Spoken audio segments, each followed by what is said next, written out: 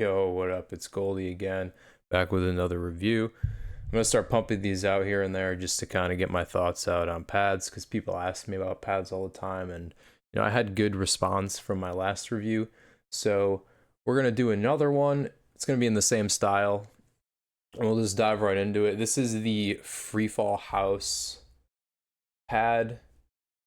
You can't really see the logo, but if I do that, you can kind of like cam is not really necessarily right there right now, but here we have the Haus pad. This is a balanced pad, so it's like it's got some openness and it's got some control at the same time. As you can see, we'll do a little more glide testing and talking about the surface in a minute, but essentially what this pad is a collaboration with Haus, I believe. I don't know if that's how you properly say his name. I'm sorry if it's not. And the FreeFall company that has a couple other pad offerings. It only comes in this color, I believe. It's on sale right now for $35. It's kind of designed for games like Apex, Call of Duty, Overwatch, and CS2. And I'm just going to jump right into it now, and we're going to start with the surface like I have been doing. Basically, the surface is pretty smooth. I don't feel much micro texture. It's actually very smooth. Gliding your mouse across it, you really don't get much textural feedback, even using dots with an open bottom mouse like I'm using right now. I'm using the Jade Airs on a Hitscan Hyperlight, and it feels pretty smooth. I wouldn't say it's like silky smooth, but it's like, if I gave the smoothness a rating, I'd give it about an 8.5 out of 10. So if you're into pretty smooth open pads, this one you might really like. The speed of it is actually a lot more than I was expecting. As you can see, it's got really good openness. It feels really good to move your mouse around in heavy tracking games, but you still get a locked in feeling when it comes to kind of micro adjusting in games like CS. You feel like you can really pinpoint your target with some flicks, and it doesn't feel like you're gonna over flick because it's too slippery. And when you're kind of just micro adjusting off of a pre-aim, it's gonna be nice because you do get a smidge of static friction, but actually the static friction is a lot lower than I was expecting, and so is the dynamic. Like, this is actually a pretty speedy pad. It's advertised as balanced, which I would say it is, but it definitely provides more speed, I would say, than control. It's actually pretty freaking nice. So I would give the smoothness, like I said, probably close to about an 8, an 8.5, maybe probably an 8. There is actually, the more I use it a little bit, there's like a little bit of something there. Like I said, it's nothing like super silky smooth, but it's pretty darn smooth. I'd say it's smoother than like a Neptune, which is the first pad that I reviewed on my channel. So I am giving it a little bit of a bump up on that rating. The speed is pretty close too. I would say it feels like it has lower static friction, surprisingly, than the Neptune. And I would say the dynamic is almost just as fast, if not faster. I think one of the reasons behind how open it feels is how firm this base is. This is quite possibly, it's not quite possibly, this is the firmest cloth pad that I've ever used. This thing, like I've had artisan mids, I've had the Neptune Pro I have is firm. I had a Blitzen firm and mid. I don't know what they call it. Companies interchange those two terms. This thing is quite literally like unbelievably firm. Like I'm serious. I can apply a significant amount of force on this thing. It doesn't even push in like at all. I mean, I can really push into it. This thing almost feels like it has a hard pad base. I mean, it's crazy how firm this thing is. So if you're into that, this thing feels incredibly consistent for that reason. If you're someone that likes firm bases because you don't like that artificial consistency issue that you get when you're someone who tends to press down into their pad, I would say the X and Y axis friction, unlike the Neptune, is pretty close. Once again, I think I'm getting a little more Y axis friction than I'm getting X. Not quite as crazy as I would say the Neptune, but I think it's there. I would say it's there. So speed, I would give it, because I rated the smoothness and the speed usually out of 10. Honestly, call me crazy, and I am only using 4 dots on a somewhat speedier skate in the Jade Airs.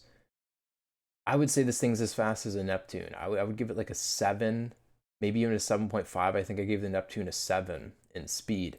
This thing might be a 7.5. So like, it is extremely open. When I am tracking, when I was playing Fortnite, when I was playing COD on this, when I was playing, what else did I try on this? I believe Destiny, where, you know, the TTKs and stuff are longer and you're tracking people for a significant period of time. It's not like a tack shooter like Counter-Strike. You don't feel much resistance gliding around your pad. And you still get a nice tiny bit of static friction for games where it's mostly micro-adjusting, like CS and Valorant. The base, not only is it firm, it is one of the stickiest bases I've ever used. This thing does not move at all. As you can see, I can shake my desk, and I'm pushing on the pad, not my desk. I'm trying to push the pad physically forward, just the pad. It doesn't move at all. It creates like a static bonds with your desk. When you pull it off, you will quite literally hear it. I mean, it'll crackle and pop. This thing will not move. It's probably not very desk dependent either. Like this thing will stick to a folding table like crazy, like absolutely crazy. It's a phenomenal base. One of the best bases I've probably ever used on a cloth pad if you're into the firmness. If you like a little give and plushiness, it's not there. It is not there. This thing is firm. The stitching on the edges is essentially perfectly even with the pad. When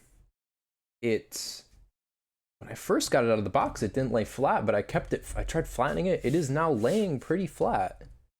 Unlike my Neptune, this thing's really actually really nice. I haven't seen too many people's thoughts on this pad, and it's kind of crazy because I think this pad's I think it's very underrated. Man, this thing looks clean. It feels clean. The stitching and quality is amazing. The value is there at $35 on sale. I think it's closer to $50 when it's not on sale, but I feel like SV Base has their stuff on sale all the time. So this thing's kind of a steal of a price. The price to performance is amazing. I felt like I performed well on all the games that I tested this on. It's just a really good pad overall. Moving on to like what I don't like and what I do like. I already kind of stated all the things I do like about it. In terms of what I don't like, I wouldn't say there's much. Typically what bothers me about cloth pads sometimes, as someone who really likes glass pads as well, is you get all these little tiny specks of hair and dust and whatever, especially if you have pets or you're in a dusty household, and it like sticks to the pad and it embeds into the pad. This does not really struggle with that. I mean, even right now, I'm seeing like these little dust and whatever particles. I'm able to brush them off with my hand pretty easily, and I like that. I love the Artisan Zero, but like I use the Artisan Zero as an example because that thing is a magnet for hair and dust. This shit just gets embedded into your pad. The pad never feels like it's clean. This feels nice in that regard, so I like that as well. There's really not much I don't like about this pad.